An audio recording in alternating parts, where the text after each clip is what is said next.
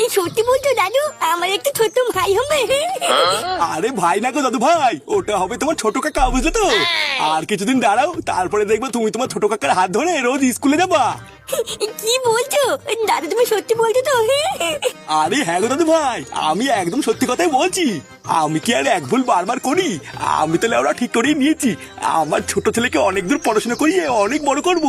পড়াশোনা করে ও অনেক বড় চাকরি করবে, এই গ্রামের লোকে আমাকে কত সম্মান করবে। বারা তোমার অজাত বাপকে জন্ম দিয়ে আমি যে ভুলটা করেছি, ওই একই ভুলকে আমি আর বারবার করি? লেওরা, বুড়ো বয়সে পাকলে বাল তার দুঃখ চিরকাল।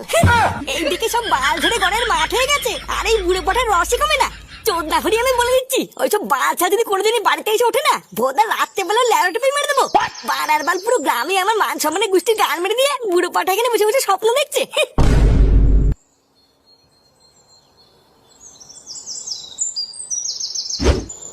আরে ফুটো, কোথায় যাচ্ছো?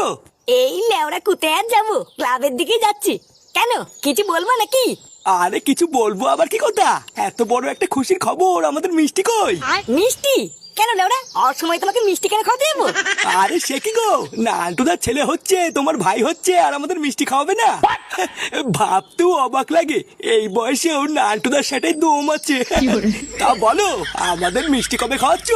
এই বাড়া তোমাকে কে বললো যে আমার ভাই হবে? আরে কে আবার বলবে? নান্টুদার এই সুখবরের কথা নান্টুদাই তো আজ সকালে সবাইকে বলেছে। তা নান্টুদাই যখন বলেছে, তখন মিষ্টির টাকাটা নান্টুদার কাছ থেকে না নিয়ে কি আমার কাছে গান মারছে নাকি? হ্যাঁ, বাড়াই বুড়ো পটাটা পুরো গ্রামের সামনে আমার মান সম্মান সব শেষ করে দিল। কিরে বাড়া, দায় দেরি কি আমার বাল রেখেছিস নাকি স্যার?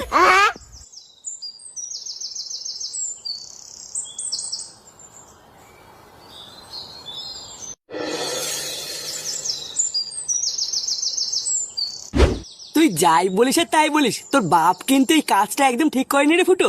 বাড়াই বাল পাকার বয়সে এসে বাবা হচ্ছে, পাড়ায় মান সম্মানের কথা একবারও ভাবলো না। তার উপরে আবার তোর ছেলে ফাটাও এত বড় হয়ে গেছে, তোর মান সম্মানের দিকে তাকিয়েও তো কাকু একটা কভার পড়তে পারতো নাকি? জানো পল্টুদা, আজ সকালে তো আমার বাবা ফুটোর সাথে আমাকে মিশতেই বারণ করে দিয়েছে। বলছে নাকি ওর সাথে মিশলে গ্রামের লোকজন আমাদেরকে দেখেও হাসাহাসি করবে।